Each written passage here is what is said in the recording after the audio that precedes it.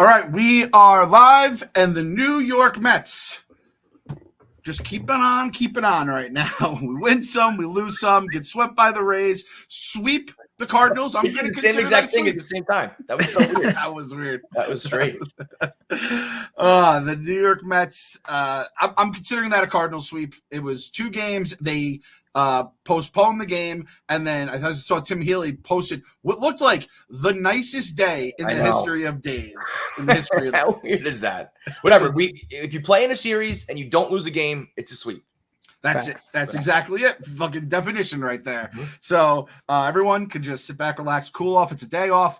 Get your Coors Light. We got to believe it's presented by Coors Light. There are plenty of chances in life to make things better by choosing chill. Grab every opportunity to choose chill, then reach for a refreshing Coors Light. When you embrace a chill mindset, it's a good time to choose chill and crack open a Coors Light. Coors Light is mountain cold refreshment, crisp and refreshing as the Colorado Rockies. Not going to lie, boys.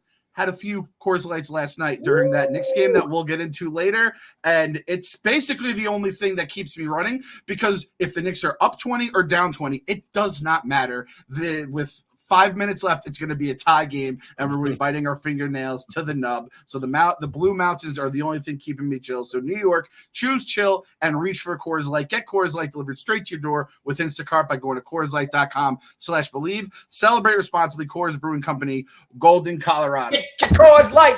Get your Coors Lights. Yeah, get your Coors Lights. Speaking of Coors Lights, we're going to have an opportunity to drink a whole lot of Coors Lights because we are inching ever so closely to Barstool, the Ballpark coming back. This has been like the most dramatic fucking part of the season right now for at least everyone on our side of the equation. Mm-hmm. We're trying to get it out there. The tech link issue is fixed, but we still haven't gotten them. I got Kyle. That's such a lie. They're lying to us. I've heard that lie before. They tell us that the tech is not working, and that's just them like buying time to figure out some shit on their end. I don't get it. It's like we do this every fucking year. This will be our 9th, maybe even 10th year, a decade of this. Just do the same thing every year. Darren flies like across the fucking planet and can get tickets. And Darren's got the 7 line on the moon. We can't get our own fucking a couple dates on the books. Come on, man. So that's exactly. We're gonna do a save the date right now. And again, we have to make sure everything's going through. But I was told these things are all reserved. There's one that is still pending, but as of now, I'm told June 1st versus the Diamondbacks, which is also the Darryl Strawberry number retirement game. June 29th versus the Astros. That's my wife's birthday. That one I'm going to try to make it to. I can't promise anything on that one, obviously. These are all Saturdays, by the way. Saturday, July 27th versus the Braves, so F the Braves. Saturday, September 21st versus the Phillies, F the Phillies. Hopefully we're playing for a wild card. Hey, division, let's be crazy. It's still May. We're allowed to say that. And then August 17th is the date that's pending. That is against the Marlins. And if you look it up there's a bunch of, I kind of pick these dates out because there's some promotions and stuff like that. All 410 games, which is huge. Huge. Yes. It's the greatest promotion we do. It's the greatest and longest running thing we do at Barstool at this point. It's like old school Barstool where like there used to be like a game watch for March Madness every single year. Every year since 2015. 14? That's why I can't know. I don't 15. Know it was the year I was working there. Right. That's right. Predates me working the Mets. That's crazy, man. Shout out to Ian was his name. Ian Frazier. Yeah, he came to me in Hoboken. He was like, I live in Hoboken. I just want a minute of your time. Something I would ordinarily be like, get the fuck out of here. No way. I met him for coffee, and he was just like, I can get you unlimited beer tickets. And I was like, John, it was a 5-minute meeting. I was like, yes, let's go. So it's the longest running thing we do. It's great when the team is good. It's helpful when the team is bad, and right now we're somewhere in between. So get your tickets and enjoy it. It's a very, very fun time. Got this Strawberry retirement, Mike Piazza Mets Mercury jersey. Hell yeah! And fan appreciation beanie. And nice. Tailgates. So we're gonna do tailgates before every first pitch. So we're gonna pick a spot out there and do a Coors Light tailgate, so you can really come early and really get the ball rolling and have yourselves a similar to our boy the other day, one of those kind of nights where you can get really get after it. Yeah, This isn't Barstool. The Ballpark is not your legacy at Barstool, Kevin. I'd say it's your legacy as a Mets fan, though. Yeah, you've brought these people. They can drink their sorrows away when things are bad. Drink in celebration together when it's good. Sometimes I wish like if I just didn't do like 50,000 other things, and I really focused on it, I think we could have grown it to like a 7-line type level where it was like real big. I do think it's a lasting legacy, but I think it could have been even bigger. So maybe in the later years, I'll focus on it more and really grow it, because the Mets will be the one thing I'll do till the end of time. So maybe we can really get it going. Yep. Tell the butcher and the baker and everyone come on out for the games. The best part is we have like the like staples that always make it, right? And then we'll always have new people as well. We're going to have, like I said, we'll bring the zoo, bring the freak show this season. If anyone can get Seymour Wiener on the line too, we'll get him with the rally pimp and the hot dog king. It's made for, like, sometimes Barstool the Ballpark is tame and it's just like a good time. And then there's also the times that like the freaks come out and they are like, they're doing the wizard staff with the cups, or they're like doing chants or shoeys, doing or like throwing beers. Like sometimes it's just a fucking night. It's like, let's go. We're having ourselves a night. So let's make it a fun time. Oh man, to be young and drinking unlimited beer at a Mets game at 4:10, perfect day drinking weather. It's gonna be kind of like, the thing is, we're gonna be rolling into this where it's the perfect day drinking time, because our first game's gonna be June 1st. So check back when we have everything out. We're gonna put it all. We'll have the map for where the tailgate is. It's right off of the bridge. You're getting up on the train if you're taking the subway or the Long Island Railroad. We're setting it up perfectly for everybody. The marker is the charred asphalt where Frank burned his Pete Alonso jersey that put him officially on the Mets watch list. We finally almost got him pitched. On a watch list, like the government. It's so funny. So like I said, good times, bad times. We're always celebrating at the Barstool, the Ballpark, and at the Mets games. And right now, again, the team up and down, up and down. The one reason I'll be drinking those Blue Mountains down my gullet for good times, Christian Scott came out on Saturday and looked like a fucking, I told you guys, I get really excited with pitching prospects. And that's probably because they can only let you down once every 5 days if they're bad. And let's be honest, the Mets pitching prospects are usually better than their hitting prospects. That's our history. That's when things came out. We were watching the Knicks game the other night in the cave, and the Mets game was on as well. And they're like, and Rico's like, Pete Alonso is like, a season and a half away from Darryl Strawberry's home run record. And I'm like, that's it. Pete, very impressive hitter, yada, yada. It's also how goddamn sad our franchise is. Yeah. Dude, I mean, he's going to break like every record. Like when we only had 140 home run season as a franchise until Pete came along, it was like the saddest thing I've ever fucking heard.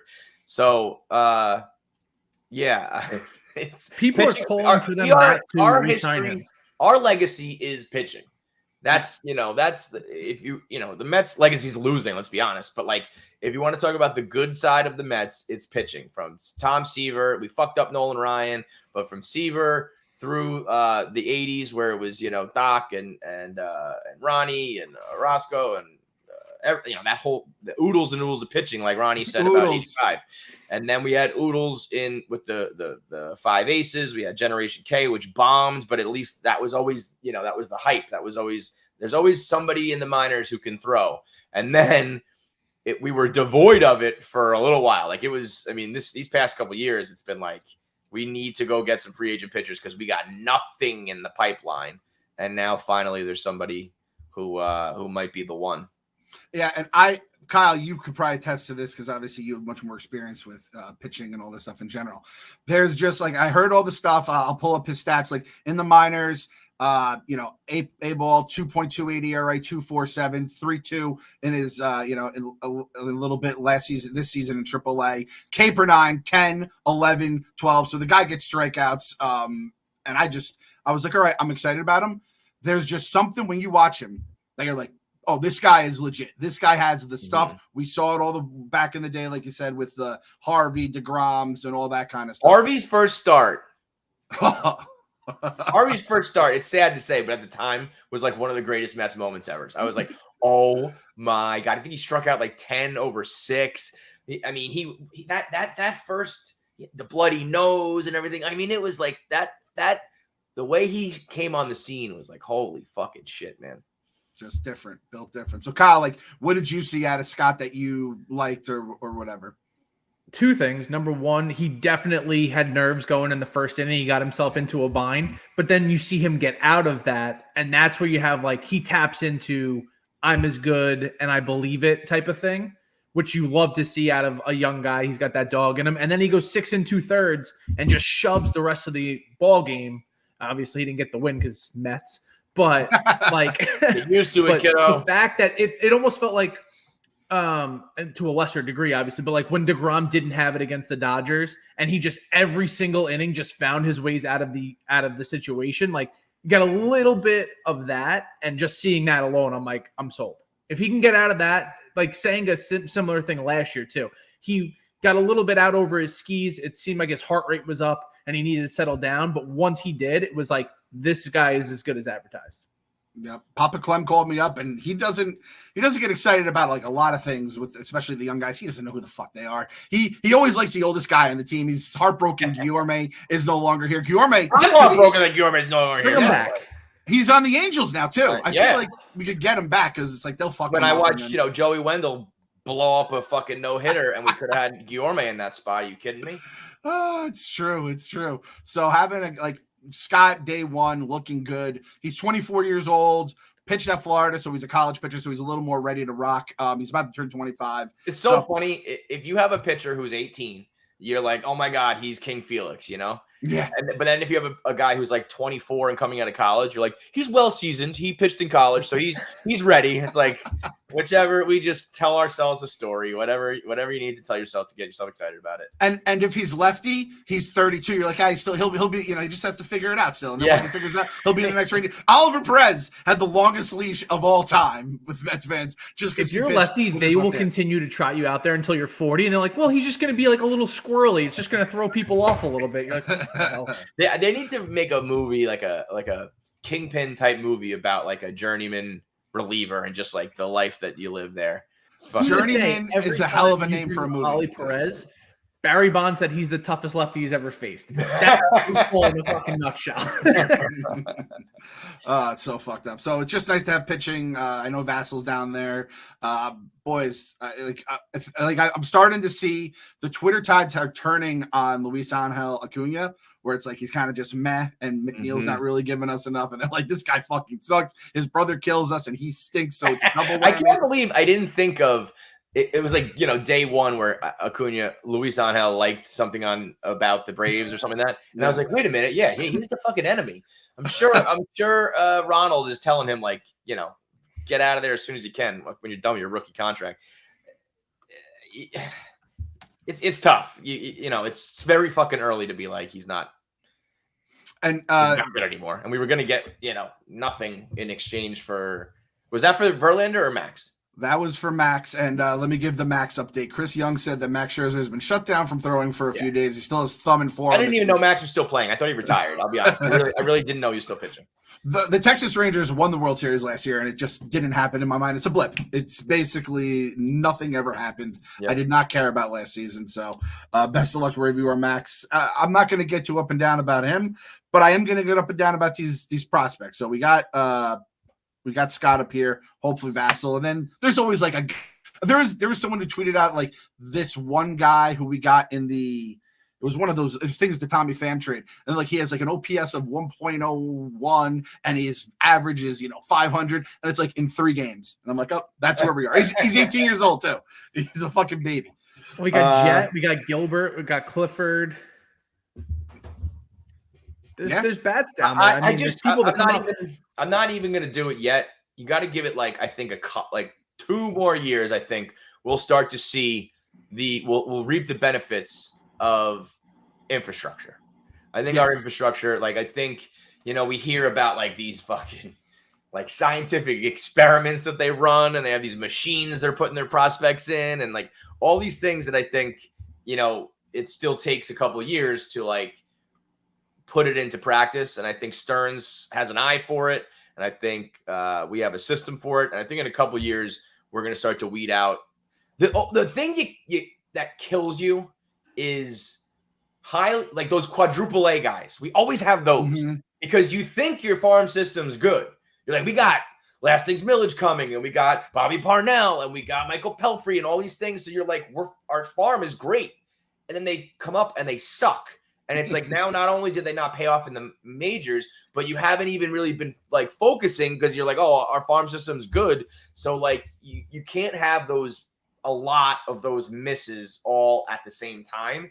Otherwise, it kills like 5 prior years and 5 years in the future. So I feel like they're hopefully their system is going to start working soon, and they can be one of those teams where like everybody they call up is at least like a major leaguer. You know, it's actually insane how many like number one farm players we've had. Like Ahmed Rosario was farm player of the year back-to-back years, and you're like, what? Look at this fucking guy, Dilson Herrera. I just hope we're not hugging them like we did in the past. That's all I ask. I'm like, just go get someone who's proven, and like that's why I'm so pissed off at Mets fans online with Pete Alonso. Like, dude is struggling, and everyone's like, don't re-sign him. He's not worth it. He's not going to be the franchise player that we think he is, all this shit. And it's like, he will literally have every single Mets record by the end of his career. It's not even a question. Yeah.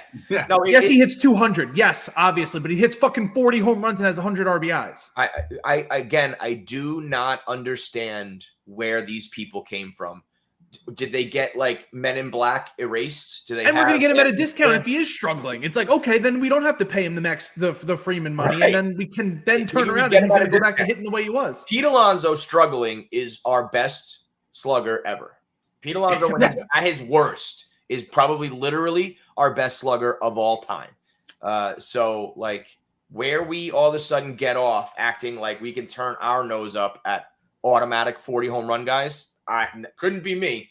Where we get off, acting like we're World Series or bust when we made the playoffs like 5 times ever. Like, who are these fans who act like they deserve everything handed to them like this? Get the fuck out of here. I'm gonna. This was a stat I learned on the stream as well, and this comes with a trigger warning, especially for you, Kevin. Oh no. Derek Jeter would be the all-time home run leader if he was a Met, just based on the amount of home runs he had as a Yankee. Hub said that. He goes, wait, that's your home run leader, Darryl Strawberry? I was like, yeah, 252 or whatever. He goes, oh, Jeter would be your all-time. I was like, oh my God. And Jeter played like 1,000 years. That does not excuse. How many did he hit? Like 200? It was like 300 or something like that. That's actually a lot more home runs than I thought Derek Jeter would have had, though. He's in the 300s? Let me see here. Let me see the total. That's really sad. I'm sorry, 260. Okay, that makes more sense. I was going to say, if you had 300 bombs, that's a good career. Like, I'm not going to turn my nose up at that. 260 being your franchise leader. Holy shit. And Derek Jeter is probably like 8,000th on the Yankees list. Yeah. Yeah. Oh, my God. But wait, how many seasons did Jeter play? Jeter played from 95 to 14, so 19, 20. So he only played like a few games that 95 season, so he played from 96 to 14, but he also that makes sense. I was dividing by 10, not 20. I was like, that means he averages 26 home runs a year? No way. Yeah, that makes sense. Yeah, that's pathetic. Yeah. So again, like you said, Mets fans, you're the Mets. You're the New York Mets. Our offense, like, there's nothing to hold your hat on there. The people who are like, in 22 were like, oh God, we didn't even clinch the division. And I know it sucked. We never make the playoffs 2 years in a row. Rico says it. Like, you did it like one time if you don't count the That's why when we get there, you have to win. Otherwise, you go right 7 years. Cicadas. If Yankee fans were smarter, they wouldn't be touting like 27 rings and all this shit. They'd be like, our slap hitter who gets jam jobbed over and over again would have the most home runs in your fucking franchise. Like, get out of here. His signature Jeterian hit is an inside out opposite field single. And he has more home runs than anybody who's ever played for the franchise. How many does DW have? He's got to be like close, right? He's behind Darryl. He's like right there. Let me see. He got to those numbers in 10 years, but like then he's back exploding. 242. Yeah. So it's not good times. Man. Also, by the way, here, 2 things. 1, Stevie Mac 23.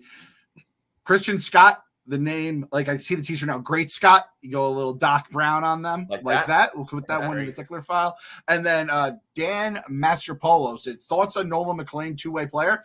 Hand up. Didn't know we had a 2-way player in the farm right now. I did see that. I was thinking to myself, the same way that basketball, if you look at like youth basketball right now, kids are shooting from fucking half court because of Steph Curry.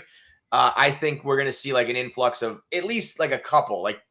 People are now trying to do that because of Ohtani. When like I bet there's a bunch of athletes that just never even considered doing it that probably could have.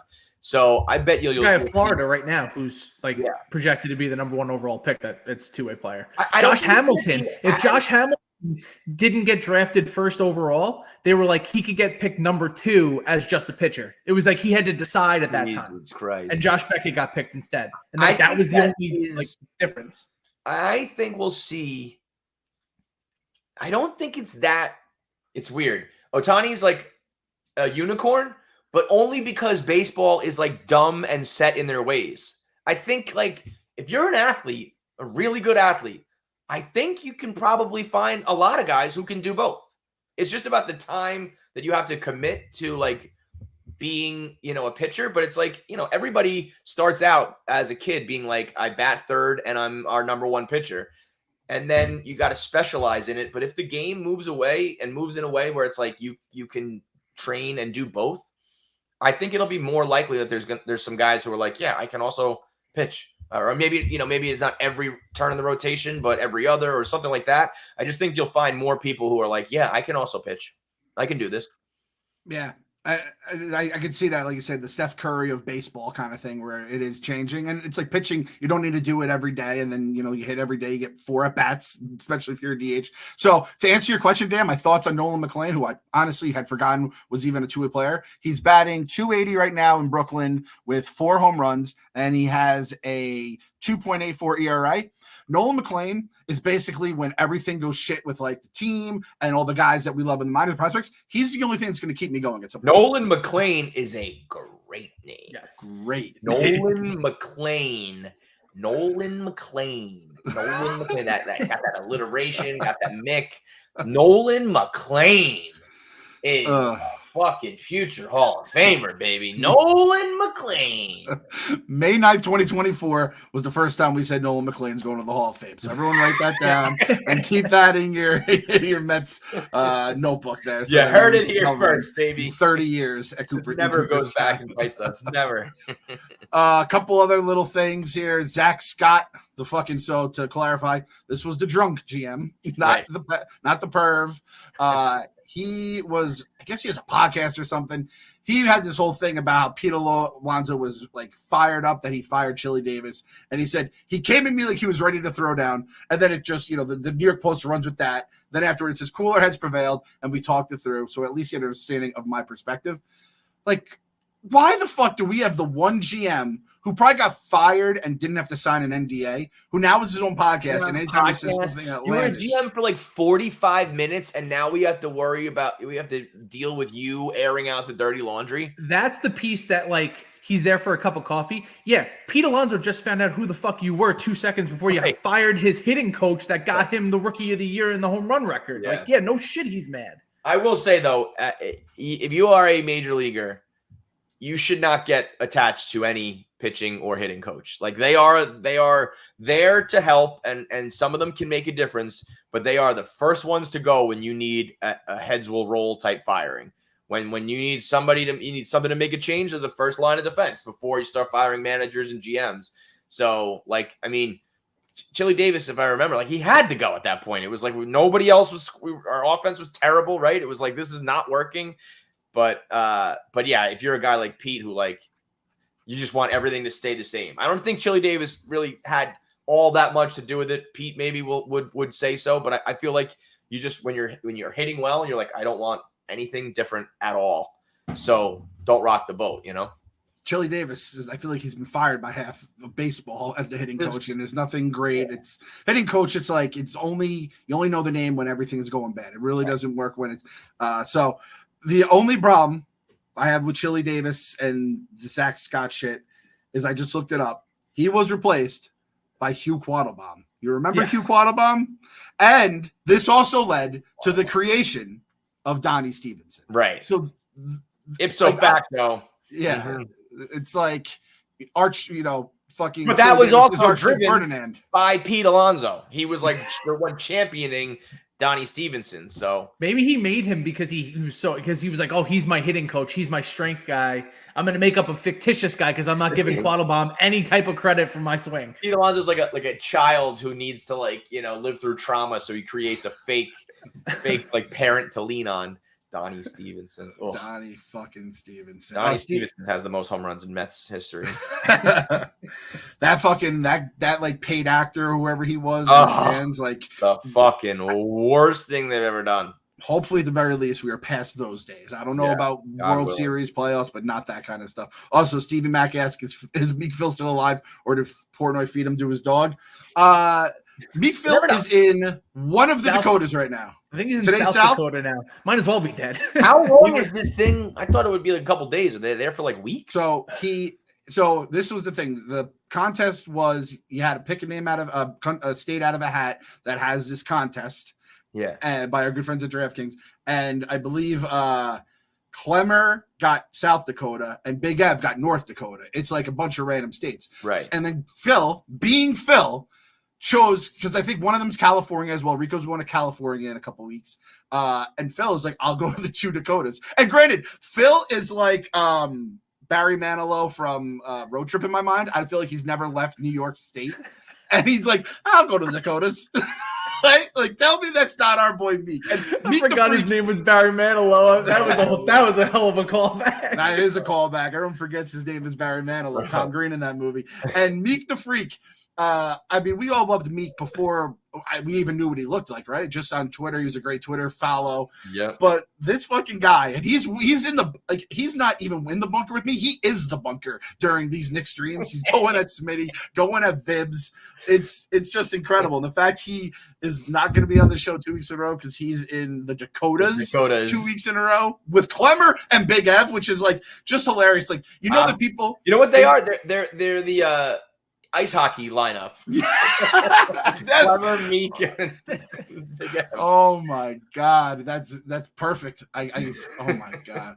And I they had a picture of Meek and Big Ev in the hotel room watching the Knicks game last week, and it was like, honestly, it was like watching an episode of Fargo. And they were in Fargo, like they were in a hotel. It was like old wallpaper, just sitting on the edge of the bed watching like a box TV. Yeah, and they are like the two killers that end up being like a little comedic relief. And now Clemmer and Phil are the same too, just on the opposite side of the weight spectrum. It's fucking bananas. So shout out our boy Phil. Fargo is a great call. So I mean, that's pretty much it from the Mets end here. We have if we're switching over to Knicks. I'll be right back. Yeah, you'll be right back. Edwin Diaz, no news. There's no story there, by the way. He's still Edwin Diaz. His numbers are still backing up the fact that he's one of the most elite closers in baseball. Yes, he got touched up for 2 home runs. But again, like Frank immediately starts calling him Ed Luz Diaz again. And what the fuck are we doing? Number one, he's not getting anywhere near the amount of reps he needs to be as sharp as he needs to be. But when he is sharp, he's fucking electric still.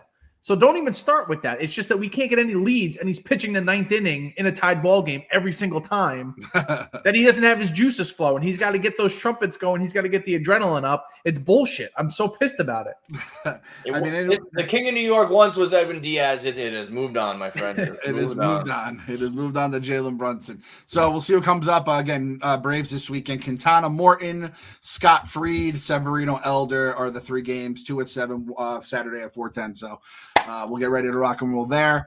But we'll be moving on to the next. But before we do, we have to shout out our friends at DraftKings. Bottom of the 9th, 2 outs, bases full, down 3, the crowd on their feet. The drama of baseball is real. And so is all the action at DraftKings Sports at DraftKings Sportsbook. From the first pitch to the final out, DraftKings has you covered with same-game parlays, live betting, odd boosts, and so much more. I'm looking to see what they have here tonight. They have a nice little array of night games tonight. It's always tough with Thursdays. You got a lot of getaway days and stuff like that. Let's see. Who do we have here tonight? We got the Guardians and the White Sox. What's the White Sox? This guy Fetty is pretty good. Eric Fetty, plus 130. I mean, they are just an absolute disaster. Boy, White Sox Dave must be dying inside. Sonny Gray, minus 135 on the bump for the Cardinals. And then Michael Wacha, old friend of ours, minus 115. Another Brody, brilliant Brody signing right there.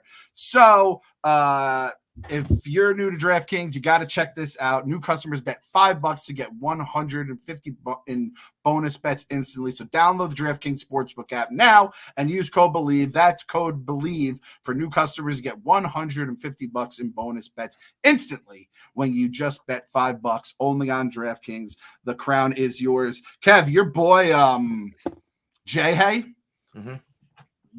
Yesterday morning, I believe it was, I woke up at 4 a.m. My son comes in the bed and he just flails and kicks me in the face. It's an absolute disaster. So I wake up at like 4 a.m. every day now.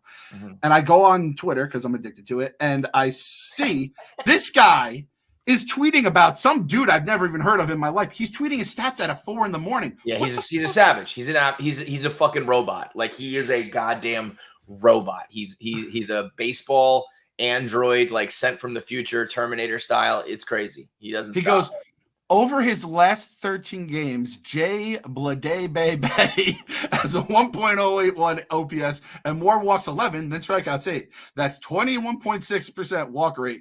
Is the third highest in MLB over that span. 4:33 a.m. I saw that pop in fresh, and I'm like, at this point, I think it's just me and like the news sites who are just tweeting the news out there. So, he's probably up with his kid doing the same thing and just like reading stats and going to weird websites that we don't even know about, generating these nuggets. He's the nugget chef Nugget. I love it. All right, so we're gonna dive in some Knicks. I did see we have a request here. Mets 2128 wants to come in. Do we let Mets 2128 in post Met? We give like a minute about the Mets? Yeah, hey, honestly, whatever he wants. Dealer's choice. How about that? We haven't done it in a while. Give me Mets 2128. Mets 2128. Should we do it now or should we do it at the end? No, let's do it now. Let's rip do it it now. You gotta send him the link. Yeah, Mets 2128. The chat. Mets 2128 is on a quick leash. Okay, we're not gonna give this. We can't be letting him ramble on. We know he likes to chat, hear himself chat a little bit, but he can get his points off. He's earned it. Yeah, I don't know what it's just been a very blah type of run. There's not too much to like really focus on. They couldn't score. They got swept by the worst team in the American League in the Rays. It's like, what else do you have to say? There he is. How you doing, bud? Doing well. I mean, right. Wish the Mets can resolve their identity crisis, and the Knicks had a Pyrrhic victory last night. I mean, question is Tibbs going to sit Brunson? He has to sit OG, but Brunson's up in the air tomorrow night. Listen, when Jalen Brunson is not on the floor, this team looks like a fucking CYO squad. I mean, it's like I don't think I've ever seen a more night and day situation than this. It's like the team around him are perfect in their roles with him, but without him, it's like who's handling the ball, who's setting things up, who's going to score. It also really doesn't help our lack of bench depth that's come from the fact our coach is a tin man who doesn't like to adapt or even bother trusting his bench. I don't know. I go back and forth because part of me thinks it's kind of gangster that they run a 7-man rotation and then at the end of these games are still the most conditioned and like I feel like they could play another quarter while everyone else is running out of gas. The Knicks are like executing and they're fine and they're only running a 7-man rotation. But I do also feel like these 7-game series, God willing, knock on wood, you make it deep into the playoffs, these guys are going to be fucking gassed. You gotta get somebody some minutes. And that's one of the main reasons I've always called Thibodeau a tin man. Committed to tunnel vision. He doesn't like to adjust fast enough, nor trust his bench. Well, also, who are you going to trust, though? True, but I'm just saying, and with what he's got on hand, he's got to try something. I mean, no Dwayne Washington Jr., no Charlie Brown Jr., Jacob Toppins, Shake Milton, you brought in as a damage control piece, and now you're not even bothering to use him to mitigate damage control. Sims has been dealing with a shoulder, Burks shoulder issue. When Alec Burks is getting in, that was like, oh boy, we're dead. We're fucked. He's missed on the rotation and then proceeds to break a shot. It was like, oh, all right, we're done with the Alec Burks experience. It's over. He was good that one year where we were absolutely he was great. Like came out of nowhere. And other than that, cheeks, absolute cheeks. Yeah. I love the hat too. Mets 2128 has the hat ready to rock. We got Knicks 2128. Yeah, let's go. Today. This is good shit, man. Well, thanks for coming on, buddy. We got it. I think having you on, maybe we'll get those 2022 that juju back in the air. So appreciate you, pal. Thanks, dude. Let's go next. All right. bro. So- I mean, when he's, I actually think that if he is banged up, I don't know what the final word was on this injury. I mean, he straight Willis Reeded it, but he was lights out for another 20 whatever minutes. You know what I mean? It's not like he was like hobbling around like Willis Reed. So I don't know how injured he really is. Oh, I'll tell you how injured he is, Kev. Very injured. If you listen to all his answers, they're like, Jalen, you know, like, what were you doing in there? How you feeling? How'd you do? He's like, I handled it. I took care of it. That is, I took so much fucking Toradol in my foot. And he was probably like, the basket was probably 10 feet wide in his eyes because his fucking pupils were dilated to hell. I mean, he came right back in and you know, closed the deficit immediately. It's like a cheat code. I guess you would, you know, every game is precious, but like up 2 games is maybe the time that you give him a rest, or like, you know, don't ride him to the fucking down to the bone. I don't know how you handle that, because it's like if he doesn't play, they absolutely are going to lose. Yeah, if OG was healthy, over. If OG was healthy, I could have convinced myself, all right, Deuce gets the minutes, maybe turns it around, you know, going on the road now. Even still, man, I don't know. And I wouldn't have felt good about it, but it's like, and then Tibbs can maybe get a little creative, find which guys he likes on the floor, which ones he can trust. But like you said, without Jalen, and this is it. The Knicks did that one last night without Julius Randle, without Mitchell Robinson, without like the guy who was supposed to be like our 6th man in Bogey. Bogo, yeah. Fucking Brunson missed 1.5 quarters. OG missed the fucking end of the game. And they still won it. So it's like, at this point, counting them out is like almost crazy. Did you see that Carlisle and the Pacers, they submitted 78 calls for review? He said after the first game, I think he said it was like 29. And he's like, you know, this is Drake and Kendrick. This is just like, you make up your narrative and you fucking run with it. And it's turning into like the Knicks get all the calls and it's all a conspiracy. Get the fuck out of here. I guarantee the Knicks could go through and find 79. It's like for everything that one team's complaining about, the other team is there. It's just a matter of if you win or lose. This, like, they're phantom calls and double dribbles, and you have to use fucking reviews for ball clearly going off a guy's foot, and like, miss me with that bullshit. That's just because you fucking lost, dude. 78. Get the fuck out of here.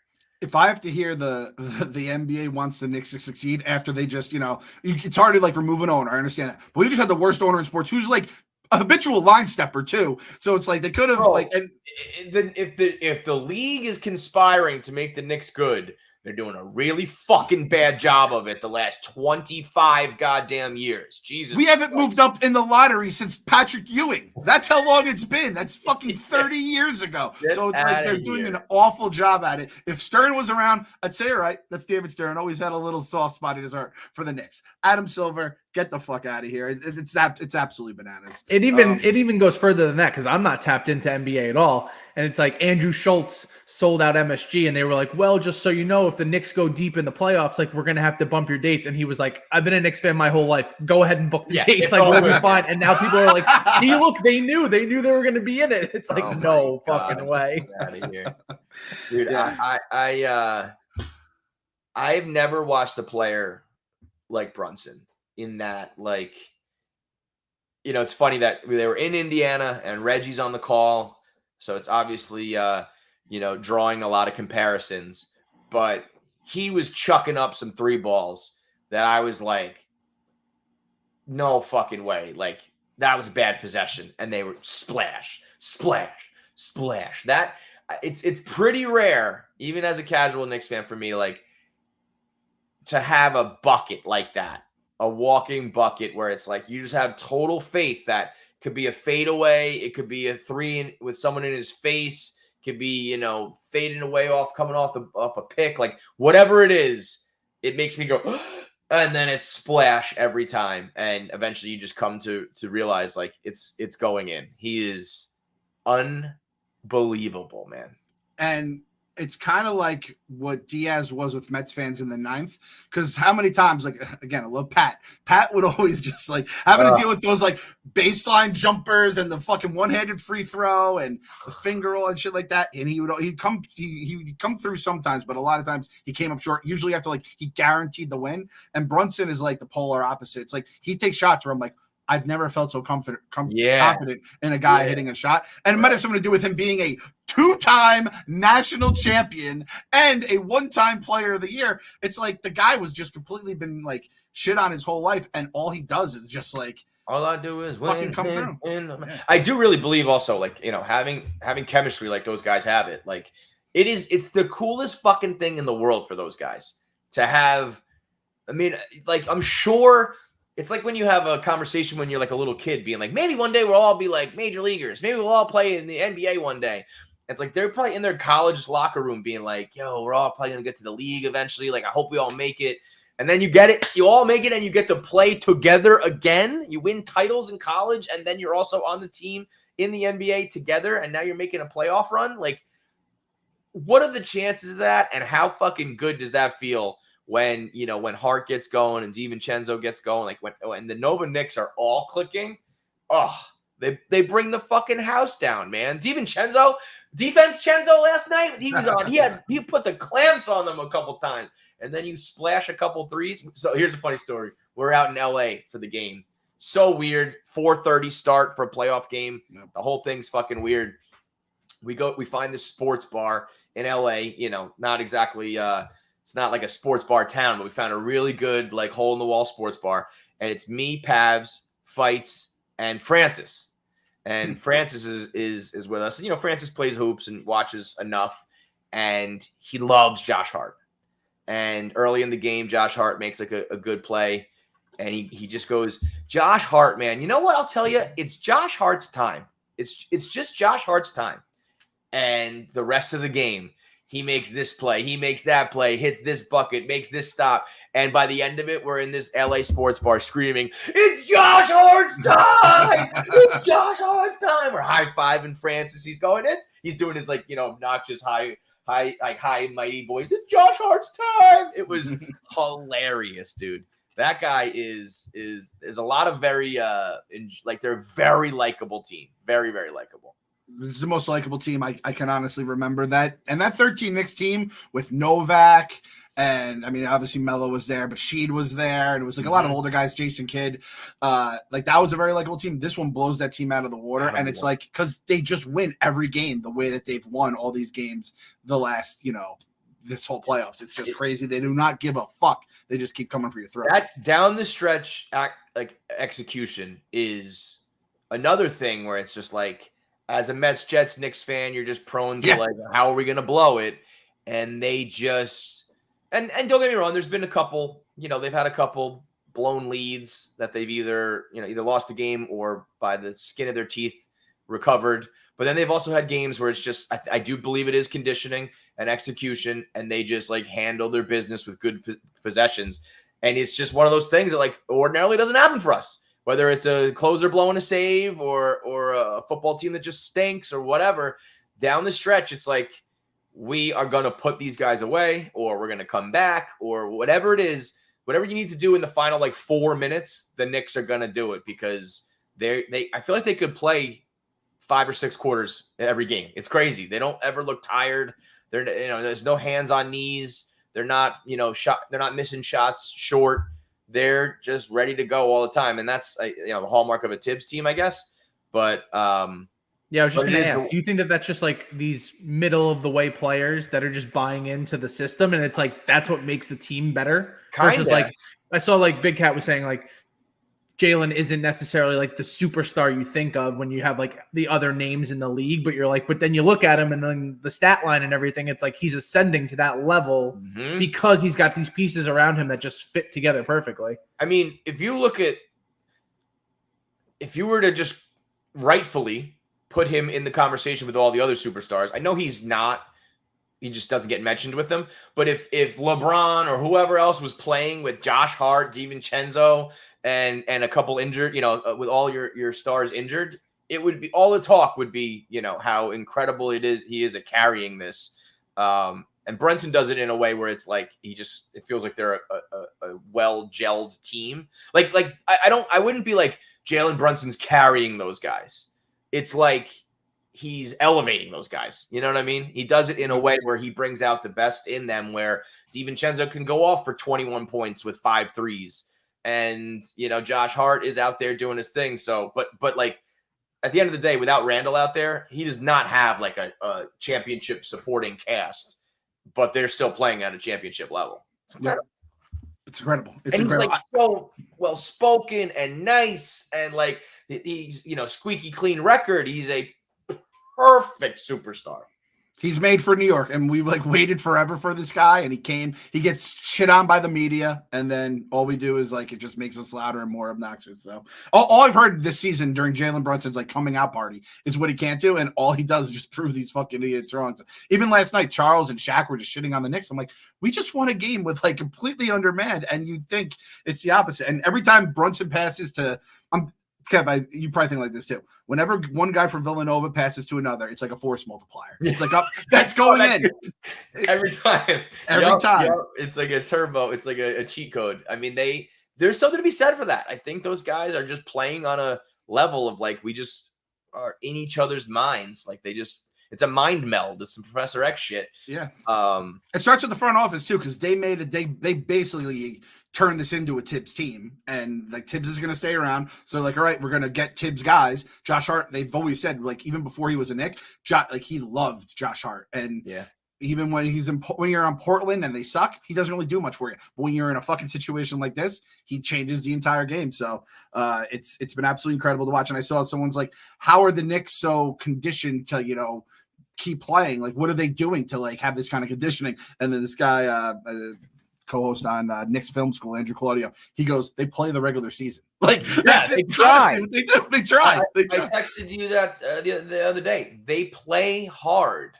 They, like it sounds silly, but it's like that. Not every other team does that. You don't have a bunch of superstars who are like diving on the floor for loose balls and fucking playing good D. And I mean, they play in the regular season to prepare themselves, and now they're fucking ready.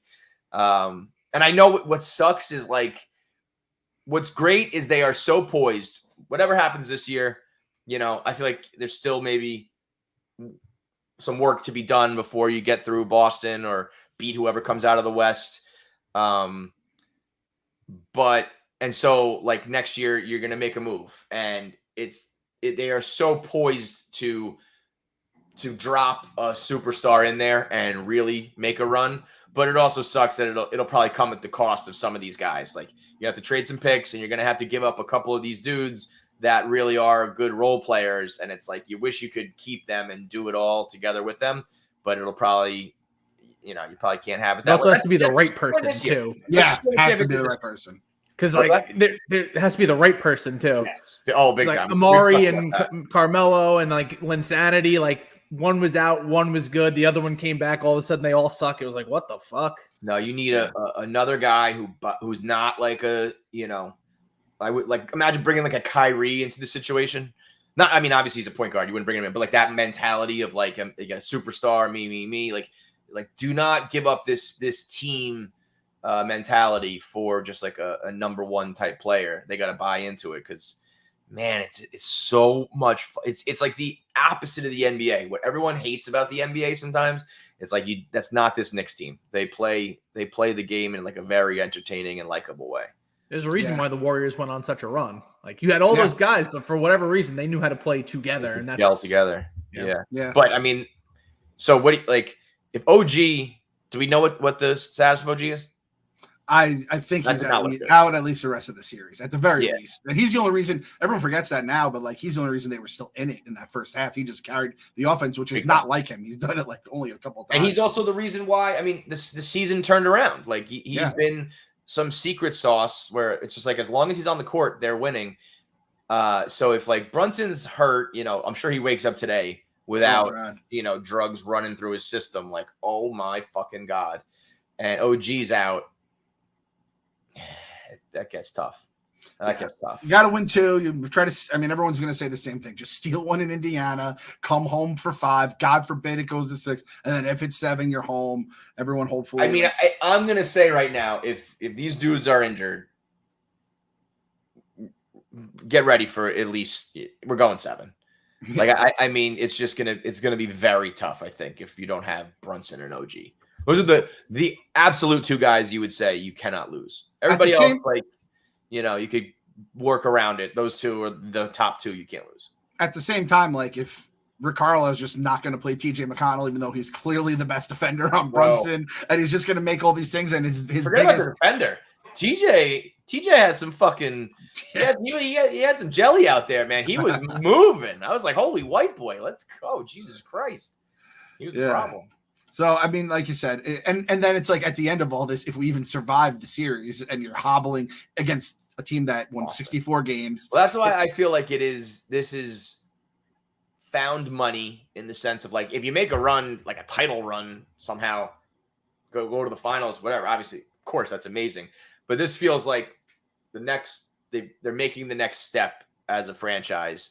And, you know, if they get to the conference finals and they're hobbled and Boston wins, I don't think anyone will be like, oh, no, like we blew it. It's like, yeah, you're playing a team that was lights out 15 games above everybody else. And you had, you know, you're down a couple stars. I don't think anybody would ever even consider them able to compete with the Celtics. You know what I mean? So, yeah, as long as you still make this, you're moving forward as a franchise. I think they're definitely doing that.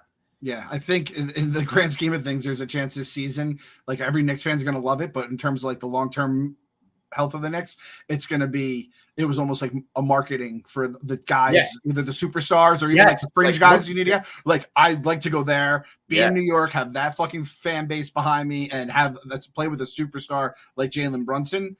I think that'll probably be the longer term thing. And like the other side of it is like now Hartenstein, who was already like kind of our little secret like star, he's now going to get paid more, but I think he's going to stay. His wife's a fucking super smoke. Yeah. She's literally a model and she probably doesn't want to like go to fucking Oklahoma City or Detroit. Also, I mean, she's looking to, unless somebody offers him like a fat bag, which can happen in the NBA. It's like, don't leave this, man. This is it right now. Like, at least see this through, you know, see what happens. You got, I read that he was willing to take less money to stay with the Clippers when they were good before he left and came to us. So I feel like now that you have something real and sustainable, like why would you leave it? And again, in a big city that I would imagine the modeling industry is a little easier to, you know, get into in New York. So we'll see what happens. We'll see by this time next week, we'll see where we stand. Bro, but between those like pull up threes, and then if he's not doing that, the floater in the lane, it's such a fucking joy to watch Brunson, bro. It's either like let it fly, splash it in your face, or the little whoop, float it. Even hitting free throws, the little things like 14 for 14 free throws in the clincher game. It's huge, like, that's what we need. Huge. That's what we need. So we'll see what happens tonight, tomorrow, Friday night, game 3, game 4 on Mother's Day. Shout out all the moms out there. Got to shout out all the moms. Does Mama Clance watch the Mets on Mother's Day, or is that like this is my day? I'm escaping the fucking madness. Bill Hall can like unleash on my soul. Yeah, I mean it's always like on in the background and ruining the day for everybody. We'll see what happens this year. I bet she doesn't even tune in. I think she's just like I can't handle it anymore. I can't do it. I got to give a shout out to Shay. Shay is very interested in the Knicks. Very really? Can't get Keegan to watch sports yet. He just doesn't really care. He always says to me, like when I talk about either going to the game or sitting down and watching the game, he goes, but all we do is just watch it. I'm like, yeah, that's what you do. You just fucking watch it. Like, I guess he just wants to play sports and not watch them. But Shay will just be sitting there and she'll be like, the Knicks play tonight. And I'm like, they do. As a matter of fact, they fucking do. Let's talk about it. So I'm going to try to the Sunday game is like 3:30, I think. So the night games are tough. So I'm going to try to watch that with her, and she's about it. It's funny. That's awesome, man. Yeah. I'm trying to get mine, but they're like AJ kind of likes it, but can't force it. And it's like anytime they want to do something fun with me, I'm like, I can't. So then they associate like the Knicks with taking that away because he's just like screaming at a television like a fucking moron. So, Yep. Not the worst thing in the world, unleashing the Knicks pain on him yet. We'll see how we go down the road. But for fucking game 3, game 4, and whatever game we are in the Mets season, 37 or so, gotta believe.